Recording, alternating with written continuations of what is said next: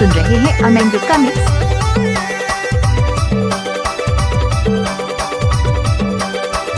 DJ Amendra Andhari टोला।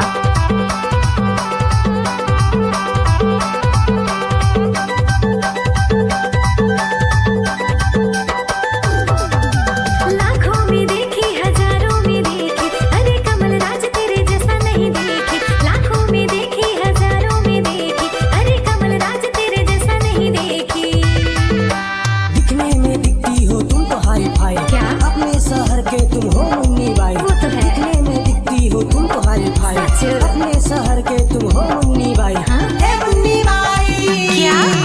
परदेसिया परदेसिया ये सच है पिया, परदेसिया ये सच है पिया। सब कहते हैं मैंने सबका दिल ले लिया, हाँ सब कहते हैं मैंने सबका दिल ले लिया।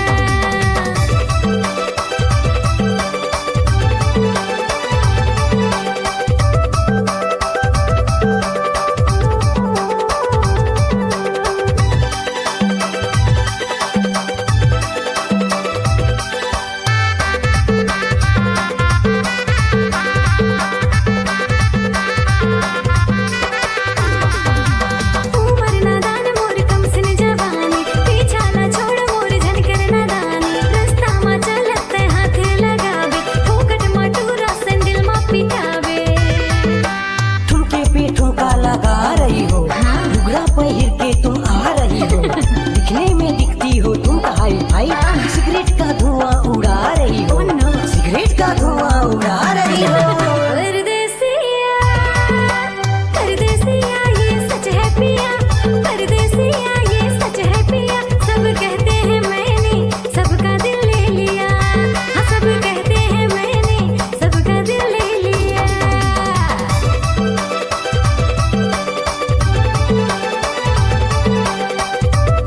कोई भी सॉन्ग को मिक्स करके यूट्यूब में डालना तो अमेंड का आदत है। Mix by DJ Amendra सायाम and Andhari टोला।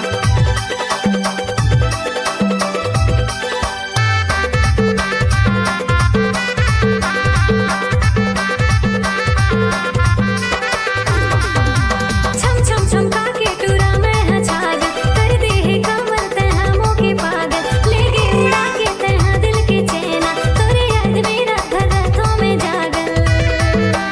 होंगे तेरे पीछे लाखों दीवाने, आते होंगे तुमसे नैन लड़ाने। मेरे जैसा लौंडा नहीं मिलेगा, खोज ले मुन्नी तू सारे जवाने, खोज ले मुन्नी तू सारे जवाने। परदेसिया ये सच है पिया, परदेसिया ये सच है पिया। सब कहते हैं मैंने सबका दिल ले लिया, सब कहते हैं मैंने सबका दिल ले लिया।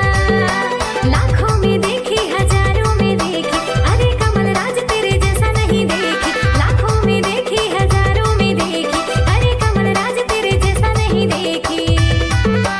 दिखने में दिखती हो तू तो हाई फाई, क्या?